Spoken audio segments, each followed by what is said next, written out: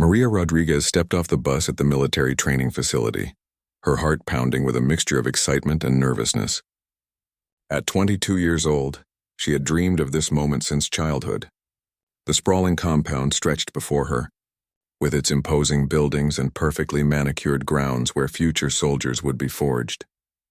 As she walked toward the registration building, Maria's left leg moved with a slight but noticeable limp, the result of a childhood accident that had damaged her hip. It was something she had learned to live with, though it had never stopped her from pursuing her goals. She had excelled in academics, earned her college degree, and now stood ready to serve her country. The registration process was efficient but intimidating. Drill sergeants barked orders while new recruits scrambled to follow instructions. Maria noticed the sideways glances from other trainees as she moved through the lines. Some looked curious, others seemed concerned, and a few appeared openly skeptical about her presence. During the initial medical examination, the doctor reviewing her file raised an eyebrow. "Miss Rodriguez, I see here that you have a documented mobility issue. Are you certain you're prepared for the physical demands of military training?" His tone wasn't unkind, but Maria could hear the doubt underlying his words. "Yes, sir," she replied firmly. "I've been cleared for service and I'm ready to meet every challenge." The doctor made notes in her file, his expression remaining neutral, though Maria sensed his reservations. As evening approached, Maria found herself in the barracks with her fellow recruits. The conversations were typical of any group of young people thrown together in a new situation. They talked about their backgrounds, their reasons for joining, and their fears about the weeks ahead. When it came time for Maria to share, she spoke honestly about her desire to serve and her determination to succeed. One recruit, a tall young man named Jake, couldn't hide his skepticism. "No offense, but this isn't exactly a desk job. We're going to be running, climbing, carrying heavy gear. Are you sure you can keep up?" His question hung in the air, and Maria felt the weight of everyone's attention. "I appreciate your concern," Maria responded calmly. "But I didn't come here to fail. I came here to prove that dedication and heart matter more than perfect physical form." Some of her bunkmates nodded approvingly, while others exchanged doubtful glances. That night, as Maria lay in her narrow bunk listening to the sounds of the barracks settling into sleep, she reflected on the challenges ahead. She knew that her limp would make certain exercises more difficult, but she also knew something that her doubters didn't. Throughout her life, she had developed an extraordinary level of mental toughness and creative problem-solving skills. Where others might rely solely on physical prowess, she had learned to use strategy, timing, and sheer determination. The next morning would bring their first full day of training, and Maria was ready to begin proving that she belonged there just as much as anyone else. The alarm blared at 5 a.m, jolting the recruits from sleep. Drill Sergeant Williams stormed into the barracks, his voice booming across the room. "On your feet, maggots. Welcome to your new reality." Maria sprang from her bunk along with the others, her body moving efficiently despite the early hour. The first challenge came immediately during morning physical training. As the recruits lined up for their initial fitness assessment, Maria could feel the weight of expectation and doubt surrounding her. The other trainees whispered among themselves, some placing bets on how long she would last. "Rodriguez," Sergeant Williams called out. "You're up first for the obstacle course." Maria stepped forward, knowing this was a deliberate test. The sergeant wanted to see what she was made of right from the start. The obstacle course stretched before her, featuring rope climbs, wall scaling, crawling sections, and a series of balance beams. As Maria approached the first obstacle, a cargo net climb, she heard snickers from behind her. "This should be interesting," someone muttered. Another voice added, $5 says she doesn't make it past the wall climb." The comment stung, but Maria channeled that energy into determination. She attacked the cargo net with a systematic approach, using her upper body strength to compensate for her leg. Instead of relying on traditional climbing techniques, she developed a rhythm that worked with her body's limitations.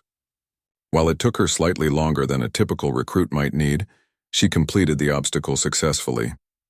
The wall climb proved more challenging. At 8 feet high, it required recruits to scale a wooden barrier and drop down the other side.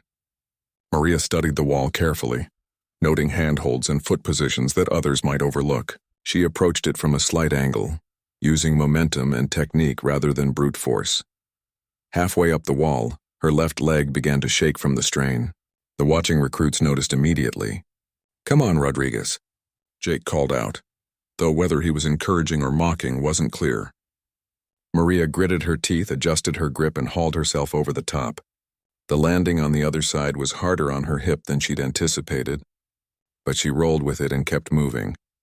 By the time she reached the final obstacle, a series of balance beams, Maria had drawn a crowd. Even some of the drill sergeants had stopped to watch. The beams were narrow and elevated, designed to test coordination and core strength. This was where Maria's different approach really showed. While other recruits typically rushed across the beams, Maria moved with deliberate precision. Her years of compensating for her limp had given her an exceptional sense of balance and body awareness. She glided across each beam with surprising grace, never rushing, never faltering. When she completed the course, the silence was deafening. She had finished within an acceptable time, and more importantly, she had completed every single obstacle. Sergeant Williams approached her, his expression unreadable. "Not bad, Rodriguez. Not bad at all." The simple acknowledgement meant everything to Maria. However, not everyone was impressed.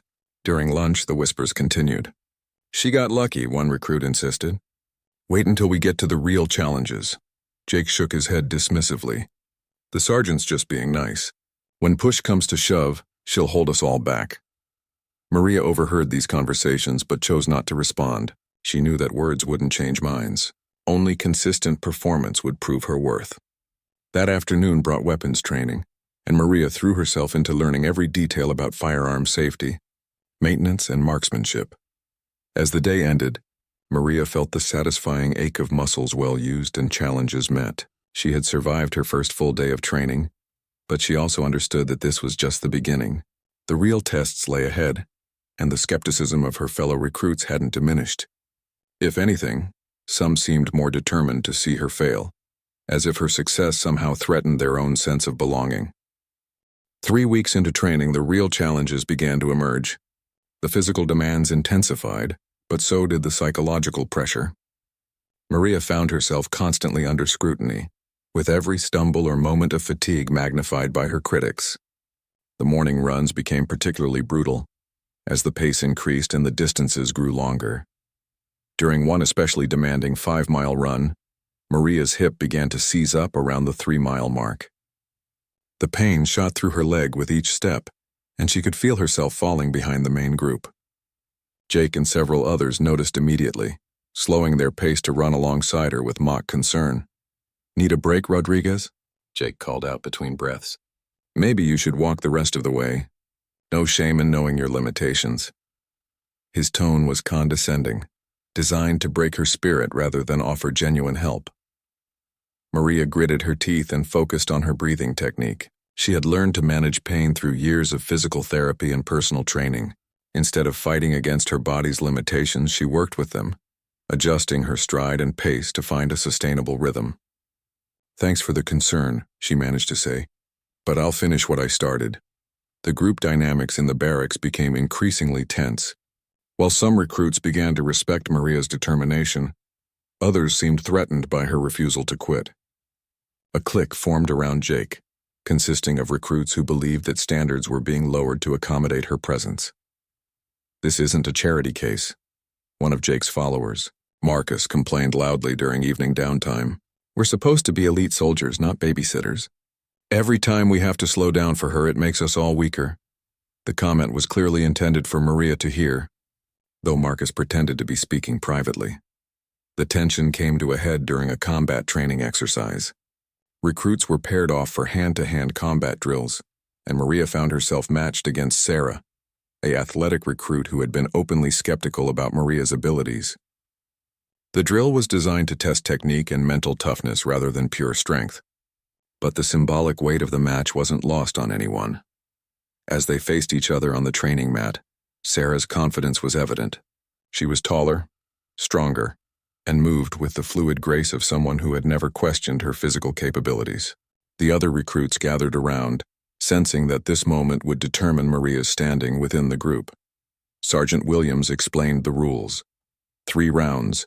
Focus on technique, stop when he called halt. What he didn't mention was that he was using this exercise to evaluate both recruits' ability to perform under pressure. Maria understood that this was about much more than a training drill. The first round began with Sarah pressing her advantage, using her reach and strength to control the engagement. Maria absorbed the pressure, studying her opponent's patterns and looking for openings. Years of compensating for physical limitations had taught her to be observant and strategic. In the second round, Maria began to implement what she had learned. Instead of trying to match Sarah's strength, she used timing and leverage. When Sarah committed to a powerful takedown attempt, Maria redirected her momentum using her opponent's force against her. The technique worked perfectly, and Sarah found herself on the mat with Maria controlling the position. The watching recruits fell silent. This wasn't what they had expected to see. Sarah, surprised by the reversal, fought harder in the third round, but Maria had found her rhythm. She demonstrated that technique and intelligence could overcome raw physical advantages. When Sergeant Williams called the exercise to a halt, both recruits were exhausted, but Maria had clearly demonstrated her competence. "Outstanding technique, Rodriguez," the sergeant announced. "You showed real tactical thinking under pressure." The acknowledgement from their instructor carried significant weight with the other recruits. However, the victory also intensified the resentment from Maria's detractors. Jake's group became more vocal in their criticism, arguing that the combat exercise didn't reflect real-world conditions. "In actual combat, there are no style points," Jake insisted. "When lives are on the line, we need people who can carry their weight, not clever fighters who slow everyone else down." That evening, as Maria cleaned her equipment and prepared for the next day's challenges, she reflected on the complex dynamics surrounding her presence in the training program. She had proven her competence in individual challenges, but the group cohesion remained fragmented. Some recruits now respected her abilities, while others seemed more determined than ever to see her fail. The real test would come in the following weeks, when training would shift from individual skills to team-based exercises. Maria knew that her success would ultimately depend not just on her own performance, but on her ability to earn the trust and cooperation of her fellow recruits. The combat exercise had won her some respect, but it had also painted a larger target on her back. The sixth week of training brought the most challenging phase yet: team-based field exercises that would test everything the recruits had learned. These exercises would simulate real combat scenarios, requiring seamless cooperation, strategic thinking, and the ability to perform under extreme stress. For Maria, this represented the ultimate test of acceptance within her unit. The first major exercise was a nighttime navigation and rescue mission. Teams of 8 recruits were given maps, basic supplies, and a scenario.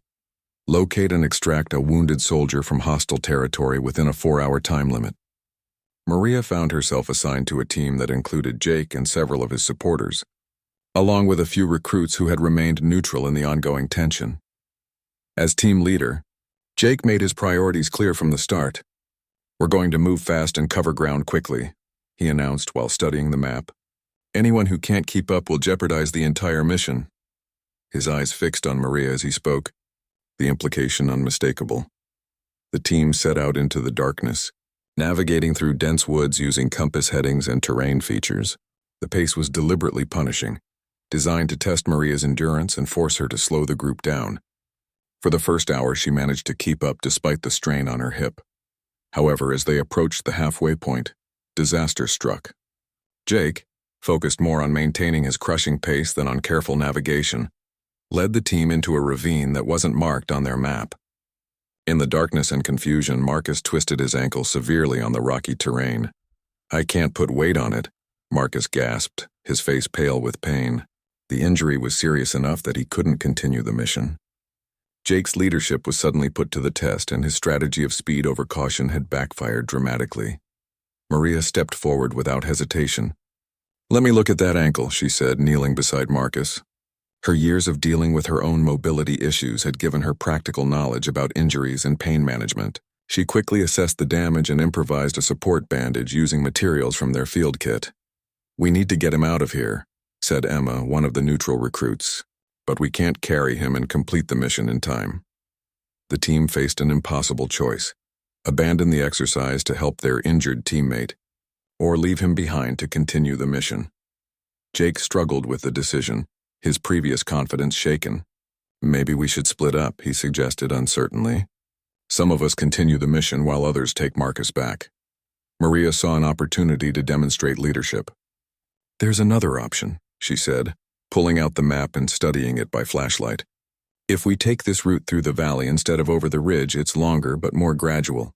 Marcus can move with support and we can still reach the objective. Jake bristled at having his authority challenged. That route will take too long. We'll never make the time limit. Actually, Maria continued, pointing to specific landmarks on the map, this path avoids the steepest terrain and connects to this fire road here. If we move smart instead of just moving fast, we can make better time with less effort. Emma and 2 other recruits studied the proposed route and nodded in agreement. It makes sense, Emma said. We've been fighting the terrain instead of working with it. Faced with mounting support for Maria's plan and the clear failure of his own approach, Jake reluctantly agreed to try the alternative route. The team reorganized, with Maria taking point for navigation, while 2 recruits helped support Marcus. The new approach proved brilliant. Instead of exhausting themselves climbing over difficult terrain, the team moved efficiently through the valley. Maria's route planning accounted for Marcus's injury, while actually improving their overall time. Her intimate understanding of working within physical limitations had given her insights that the other recruits lacked. As they approached the objective, Maria's navigation proved precise. They located the simulated wounded soldier exactly where the exercise parameters indicated, with 30 minutes to spare. The extraction went smoothly, and the team successfully completed the mission within the time limit. During the debrief, Sergeant Williams praised the team's adaptability and problem-solving skills. When your original plan failed, you demonstrated the flexibility and teamwork that separates good soldiers from great ones, he announced. While he didn't single out individuals, it was clear that Maria's contributions had been noticed. The success of the mission marked a turning point in group dynamics. Marcus, grateful for Maria's quick thinking and medical assistance, became one of her strongest supporters. Emma and several other recruits began to see Maria not as a liability, but as someone whose different perspective brought valuable insights to the team. However, Jake's resentment deepened. Having his leadership questioned and his strategy proven wrong was a blow to his ego that he couldn't easily accept. He began to view Maria not just as someone who didn't belong, but as a direct threat to his own standing within the group. As the team returned to base that night, Maria felt a quiet satisfaction. She had proven that her differences could be strengths rather than weaknesses, but she also sensed that the real confrontation with Jake and his remaining supporters was still to come. The success had earned her allies, but it had also made her enemies more determined to see her fail. The final week of training arrived with an atmosphere of intense anticipation. The culminating exercise would be a 3-day field simulation that tested every skill the recruits had learned. More importantly, their performance would directly influence their assignments after graduation.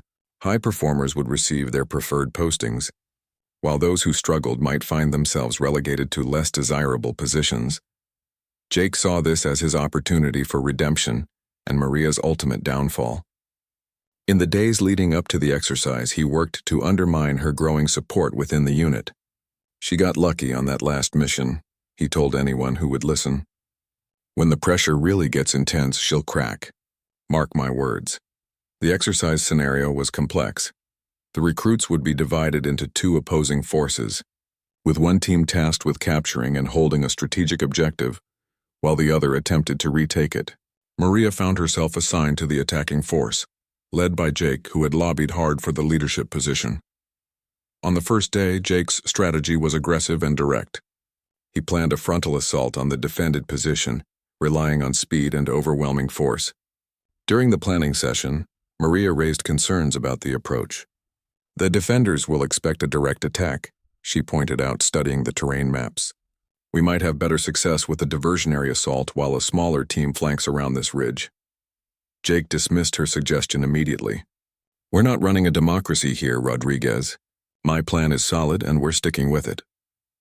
Several recruits looked uncomfortable with his dismissive tone, but no one directly challenged his authority. The frontal assault proved to be a disaster. The defending team, led by Emma, had anticipated exactly this type of attack. They had positioned themselves perfectly to repel Jake's charges, and his force was quickly pinned down under heavy simulated fire. After 6 hours of failed attempts, Jake's team had made no progress and had suffered significant simulated casualties.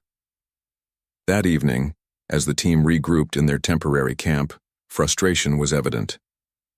"We're getting slaughtered out there," complained one recruit. "Their position is too strong for a direct assault." Jake's confidence was visibly shaken, but he refused to consider alternative strategies. Maria approached him privately. "Jake, I know we've had our differences, but we need to work together here.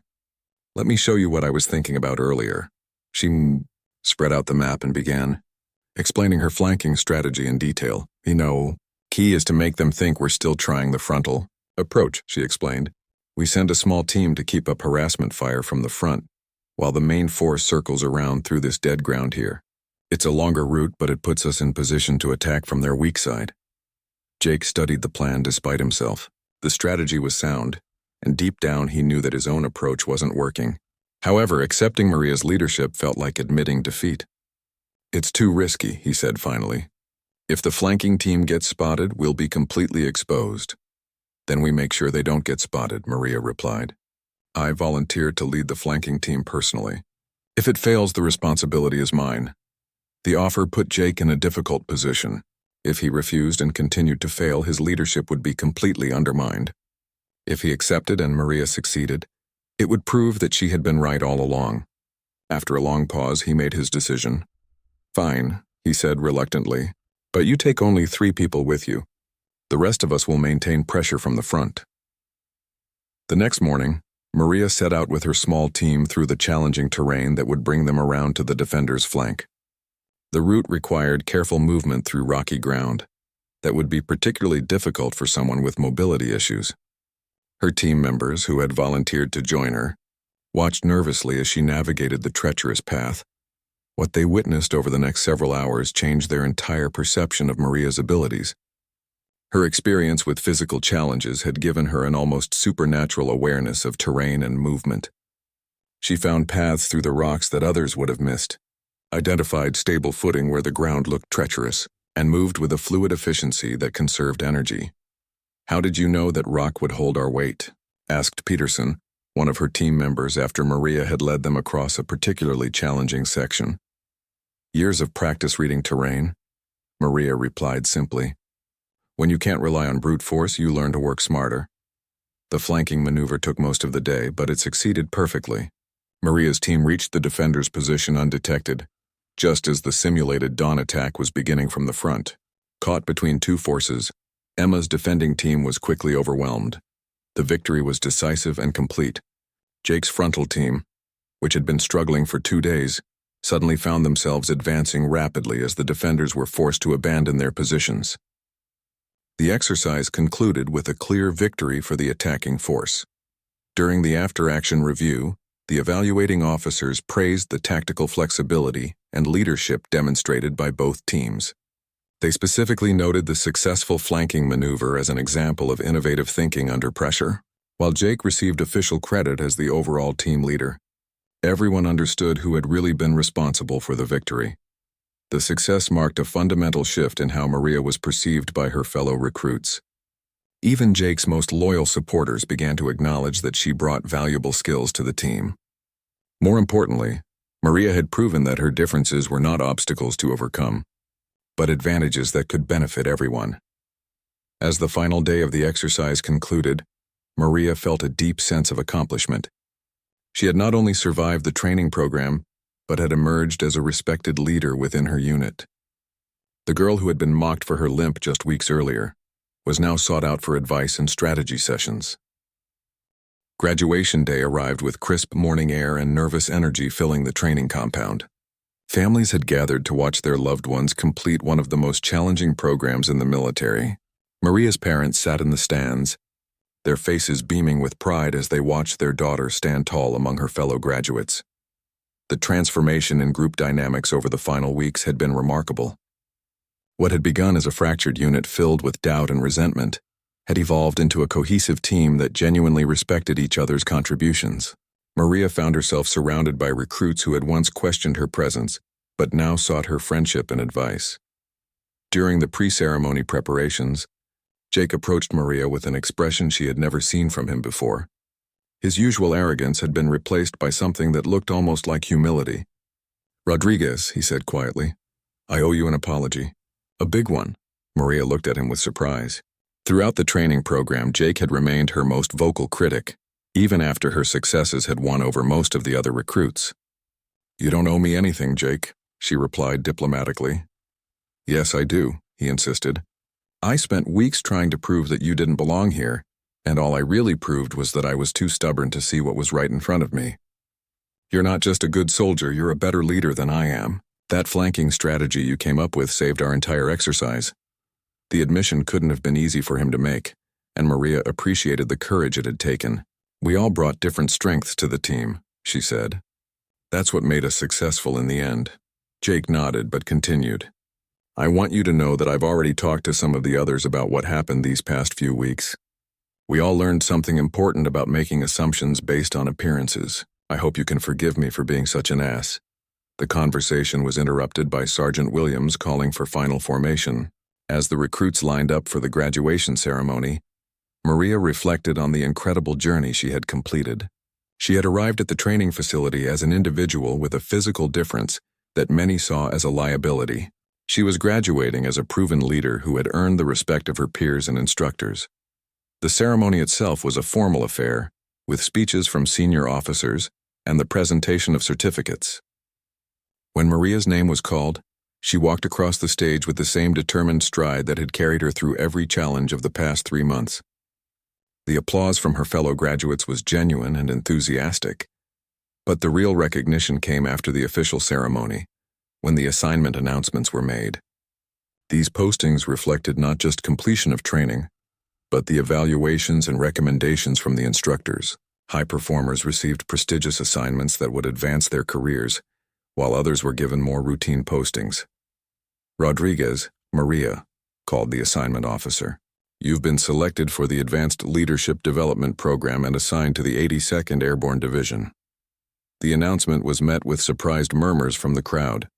The leadership program was reserved for the top graduates, and assignment to the 82nd Airborne was one of the most sought-after postings available.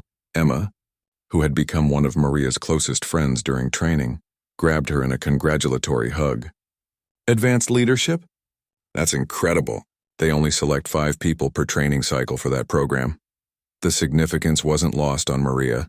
She had not only proven that she belonged in the military, but had demonstrated leadership potential that placed her among the very best of her training class.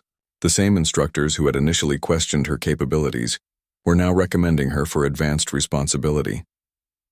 As families and graduates mingled after the ceremony, Maria found herself surrounded by people wanting to congratulate her and share their own stories of overcoming challenges. Her parents were overwhelmed with pride, having watched their daughter transform from someone who was mocked and doubted into a recognized leader. Sergeant Williams approached the group, his stern training demeanor replaced by genuine warmth. "Rodriguez, I want you to know that in 15 years of training recruits, I've rarely seen someone demonstrate the kind of resilience and adaptability that you showed. That flanking strategy you developed, we're going to be teaching it to future classes."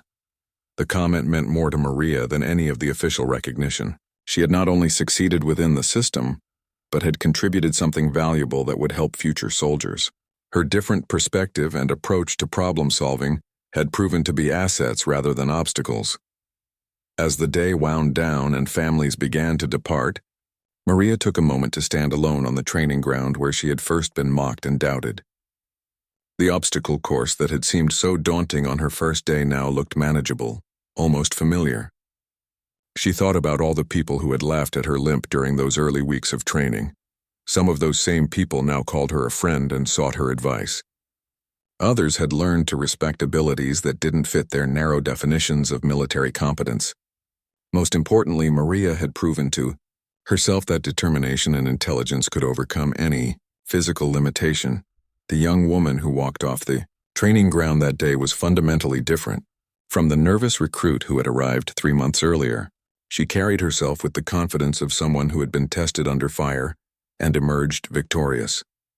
Her limp remained, but it no longer defined her. Instead, it had become part of the unique perspective that made her an exceptional leader. As she prepared for her next assignment with the 82nd Airborne and the Advanced Leadership Development Program, Maria knew that new challenges awaited. But she also knew that she had proven something important to herself and others, that true strength comes not from physical perfection, but from the courage to persevere and the wisdom to turn perceived weaknesses into genuine advantages.